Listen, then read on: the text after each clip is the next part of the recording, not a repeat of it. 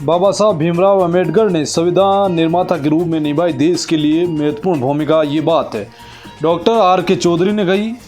डेगाना में भारत रत्न संविधान निर्माता बाबा साहब डॉक्टर भीमराव अंबेडकर की 66वें महापरिनिर्वाण दिवस के मौके पर मंगलवार को मेलाना हाउस तहसील कार्यालय के सामने डेगाना में कार्यक्रम का आयोजन रखा गया।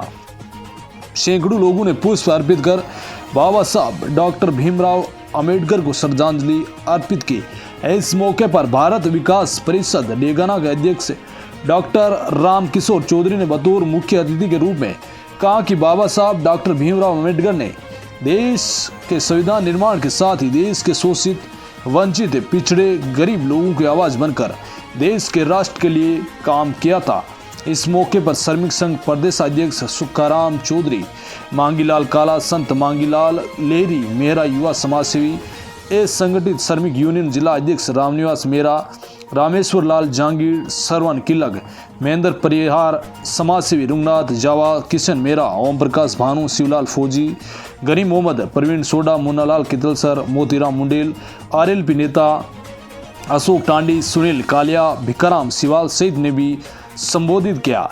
इस मौके पर विभिन्न कार्यक्रम आयोजित किए गए और बड़ी संख्या में लोग मौके पर मौजूद रहे। यानी कि बाबा साहब का 66वां महापरिनिर्वाण दिवस मनाया गया था मल्लाना हाउस में, और वहां पर उपस्थित संख्या बाबा साहब भीमराव अंबेडकर के महापरिनिर्वाण दिवस पर आप जितना भी लोग पधारिया मैं घणो स्वागत करूं।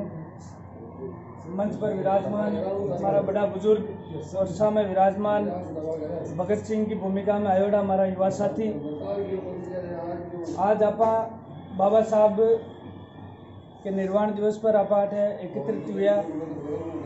और सब बड़ी बात तो है कि आपने सब ने साथ में मिल और एकजुट वेर आपने काम करना पड़ा, जन आप आगे बढ़ा। क्योंकि 5-6 के मायने आप जब पढ़ता जब आप एक ही बात सीखता कि एक लाठी ने तो कोई तोड़ सके, लेकिन पूरा लाठी का भारा ने तोड़वा वास्ते बहुत मजबूत ताकत चाहिए और वो हो रहा टूटे भी बने। तो आप सब ने एक लाठी वाला भारा के जिया बन एक साथ में मिल और अपन काम करना पड़ी, जल्दी आप आगे बढ़ा। और बहुजन समाज में आज लोग चाहे राजनीति में कतो भी आगे बढ़ जावा, लेकिन बिन कोई चीज़ में मानबा ने स्वीकार करबा ने कोई स्वीकार कौन करे बिना, तो वो स्वीकार जद ही करी जब आप सब लोग एक साथ बैठ एक जम पर बैठ कर काम करा। ऊंच नीच जाति पाति को जितो भी भेदभाव है बिन सब ने मिटावा और ये चीज़ों आप हटकर काम करा। आपने सोच रहे इंसानियत की, मानवता की, जद आप आगे बढ़ा। और जितना भी आज आप लोग पधारिया उनको धन्यवाद, माँ को मान सम्मान करियो भी वास्ते भी आपको बहुत बहुत धन्यवाद, बहुत बहुत आभार। नाइंसाफी है। बाबा साहब सभी के लिए, सभी वर्गों के लिए काम किया। बाबा साहब जैसा महान मेरे हिसाब से आज तक पैदा शायद नहीं हुआ। और बाबा साहब जैसे हिंदू कोड बिल देखा जाए तो औरता ने अधिकार जो किसी भी धर्म या जाति की औरत है उसको भी बराबर का अधिकार मिला। उसमें एक जाति ने अधिकार नहीं दिया। महिलाओं के लिए कुछ भी अधिकार नहीं था, महिलाओं के लिए शोषण के सिवाय कुछ भी नहीं था। तो बाबा साहब ने ऐसी व्यवस्था दी। और संविधान और कुछ लोग के अपनी भाषा में के भारतीय संविधान, जबकि भारतीय संविधान शब्द है जो गलत है। भारत का संविधान ये सही रूप में इसको माना जाए तो ये भारत का संविधान है। सभी सबको जन धर्म है, जाति है, सबको बहुत बड़ा समुद्र में इकट्ठा करके ये एक संविधान बनाना कोई बस की बात नहीं थी। और कितने समय तक और कैसा महामानव था जो एक आपा को सभी लोगों ने एकजुट करके और एक भारत का निर्माण कर गए। मैं बाबा साहब को विशेष तौर से मैं कहना चाहूँगा अन्य वर्गों ने कि आप बाबा साहब ऐसा नहीं समझे कि ये इस वर्ग के हैं या इस जाति के हैं या इस धर्म के हैं। बाबा साहब सभी धर्मों के हैं, सभी जातियों के लिए है। बाबा साहब सबके लिए ही काम करे। बाबा साहब जब तक जीवन था तब तक संघर्षों से भरी उसकी जिंदगी थी।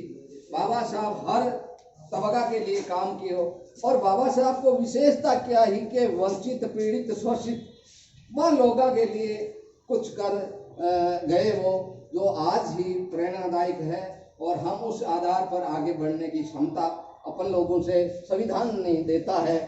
कुछ किसी भी को मानो आपकी मर्जी है, लेकिन वो भी अधिकार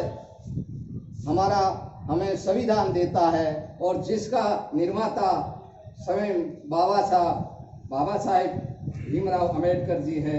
इसलिए मेरा तो विशेष तौर पर आप लोगों एक ही निवेदन रही कि आज के दिन अपन ने प्रेरणा लेनी चाहिए कि जाति, धर्म, मजहब से ऊपर उठ करके जिसके पास इंसानियत है उसके साथ में जुड़ो, उसी को वोट दो। बाबा साहब के बारे में आपने सबने अपने अपने विचार रखे। जहाँ तक मैंने भी पढ़ा है बाबा साहब को, तो थोड़ा संक्षिप्त में आपको उनकी जीवनी के बारे में भी बता देता हूँ। बाबा साहब का जन्म हुआ था 14 अप्रैल 1891 को।